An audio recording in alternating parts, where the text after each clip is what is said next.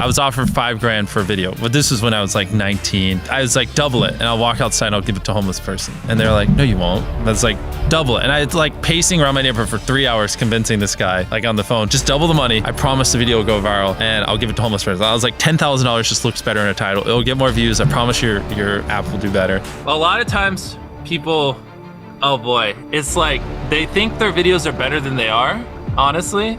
And tell them, Jimmy, tell them. I mean, they do that, and they have horrible friend groups, because you really are like the type of YouTubers you hang around. It's getting people with the right YouTuber friend group that aren't pussies and will actually tell them when their content's bad and like actually roast it and help them get better in a nice, positive way. Basically what I did was I somehow found these other like 4 lunatics. 3 of us were college dropouts, 1 was a high school dropout, and 1, I don't know, he just like quit his job. We were all super small YouTubers, and we basically talked every day for 1,000 days in a row and did nothing but just like hyper study, like what makes a good video, what makes a good thumbnail, what's good pacing, like how to go viral. We would just get on Skype every morning, and like some days like I'd get on Skype at 7 a.m. and I'd be in the call until like 10 p.m. and then I'd go to bed, I'd wake up and I'd do it again. We'd do things like take 1,000 thumbnails and see if like there's a correlation to the brightness of the thumbnail to how many views it got. Imagine a world where it's just you working solo and you work 12 hours a day every day for like a year. And you're just grinding, you make a mistake, you learn from it, you grind, you make a mistake, you learn from it, and you do that for like a year.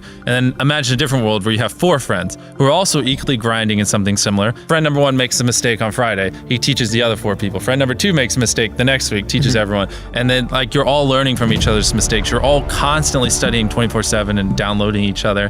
Like after a year, you're like 2 years ahead of the guy who was just solo. Do you frequently go that far out of your way to capture the thumbnail? Yeah, I mean, of course, everyone should. If people don't click, they don't watch. So you want to give them something to click. Something a lot of people forget is like unsuggested on phones, thumbnails are really fucking small.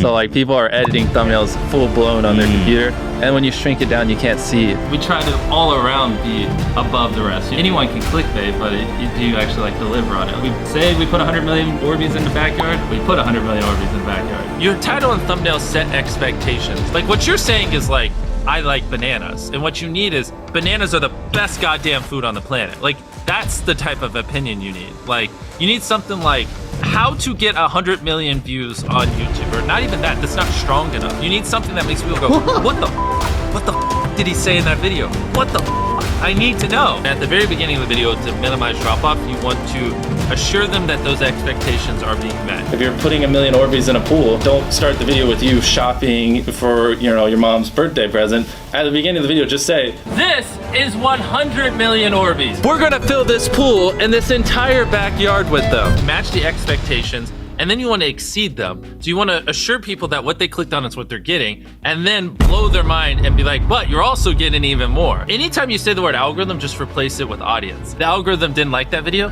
No, the audience didn't like that video. If I wasn't retaining a viewer, just would it make sense for you to promote it? Why would you promote a 10-minute video that people watch on average a minute and a half? I mean, every video, even the stupid ones, I learned something, you know, and that's something I try to make a very big point of, is like, no matter how bad we mess up, like we sometimes have videos that have horrible retention. It's just like, as long as you learn from it, it's not the end of the world. Every YouTuber says it. It's like, no one will ever be able to replicate my style. I gotta edit it. But newsflash, someone can. It's actually not as difficult as you think. It was good that I got a really strong foundation on how YouTube works and how the style of videos I wanted and everything before I scaled up a team, if that makes any sense. I just want to make sure that's clear, because I've seen people try to build the team without foundation and knowing how to do well. I know that if we film this video, it will do well, just because I've spent a decade of my life hyper obsessing over YouTube, and I have a good pulse on it. But if you didn't have that, then you wouldn't know. Like, you wouldn't be able to spend $4 million on a Squid Game, because you might lose $2 million and then you can't pay your people. But of course, yeah, if I didn't have these people, I couldn't do half the stuff I do. For the last like 8 or 9 years, like every dollar I've made, I just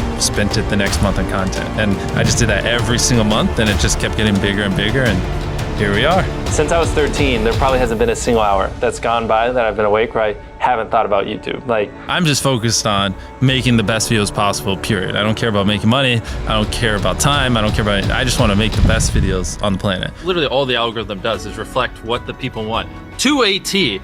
And if you deny that, you just make terrible videos and are trying to find a scapegoat. We do our videos in other languages as well. If you Google it, it's like only, whatever, less than 10% of the world speaks English. So 90% of the world can't even enjoy your content. And when I realized that, I was like, wait a minute. 90% of the world can't even watch this stuff. Like, we just started doing this like 6 months ago, and it's crazy like how viral some of these videos Wow, are going. 51 million. In Spanish, the guy who does my dubs is the same guy who dubbed Spider-Man. We managed to convince him. So a lot of those comments are like, why does he sound like Spider-Man? Or is Mr. Beast Spider-Man? To me, what's important is click-through rate, getting people to click on your video, and then average view duration, average view percentage, or just relative retention, and having them watch it. A lot of creators think click-through rate is just like the title and thumbnail and did they click it, but a lot of it too is, did they enjoy your last video? Because if someone watches a video of yours and they loved it, you can bet the next time you recommend it, their chance of clicking is a lot higher. Sometimes we're filming for 3 or 4 days, like 10 hours a day, 30, 40 hours of filming plus months of setup, whereas most creators probably film for a couple hours and set up for a day. Outside of just filming, we brainstorm video ideas, relentlessly, hours every day. By always doing all those things, it just distinctively sets it so far apart that it's basically, in my head, it's like, why would you not watch it? Viewers aren't stupid. They can tell when you half ASS, I don't know if I'm allowed to curse, a video, or if you really put in effort. And if they can tell you're putting in a lot of effort, they're gonna be more likely to click on future videos. And that snowballs. And because once you build that trust, they get to a point where it doesn't matter what you upload. They just know it's high effort and they just know it's great. And they're just conditioned just to watch because you have a good track record. And so with filming, it's just like trying to make sure we're doing everything we can, no matter how expensive it is, no matter how much time it takes, to make the best video possible. A lot of people, if they gave away 100 grand, they would make a huge deal about it. But sometimes we're just like, yeah, here's 100 grand. Thanks for watching, bye. Doing it that way makes it more fun and just more interesting. So I like to keep a little bit of it mysterious because I think that's what people enjoy. A lot of people aren't willing to put in 10 hours days because they don't like what they're doing.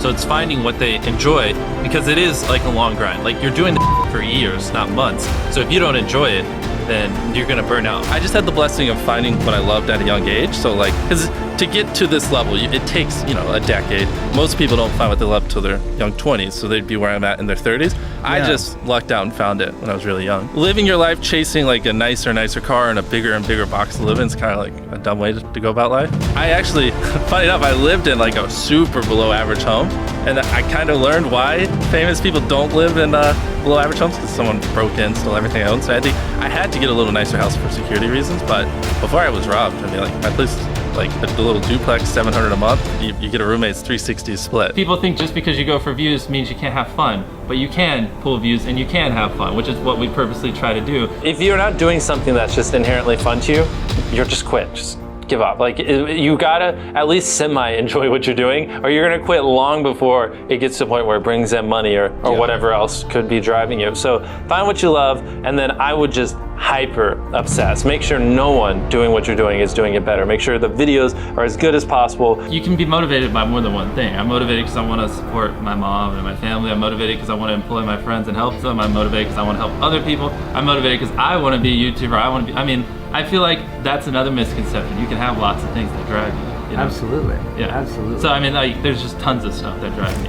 And everything drives me to wanting to be a YouTuber, so we kind of obsess over it. For the people that are willing to be coachable, I would say just education. There is a lot of misinformation out there that people live and breathe by, the weirdest stuff. I gotta upload at midnight on Wednesdays or my videos don't do well. It's just dumb stuff like that just, they don't realize how badly they're handicapping themselves. Some minor tips I could give is if somehow you could have a payoff at the end, then more people are gonna watch to the end just to see what happened. Whichever one of these 456 people survives the longest wins 456 grand. Cut out all dull moments, try not to over-explain things. The camera just sits on me and I'm just talking for 20 seconds. It doesn't hold retention as well as, maybe me talking and other footage popping up. It's much easier to get 5 million views on one video than 50,000 views on 100 videos. It takes way less effort to get 5 million views on one video. Back then, which I think small YouTubers should do, is I would reply to every single comment. And so I think a few people caught on that I would always reply. And so some people would just be like, I wonder how long it'll take for him to reply. So that was a lot of my comments when I was smaller, but at least it kept him coming back. And your analytics, and most of you probably know this, audience retention. You can see where people click off. Just literally go through your last 50 videos, write down where everyone clicked off, and then just don't do those things again.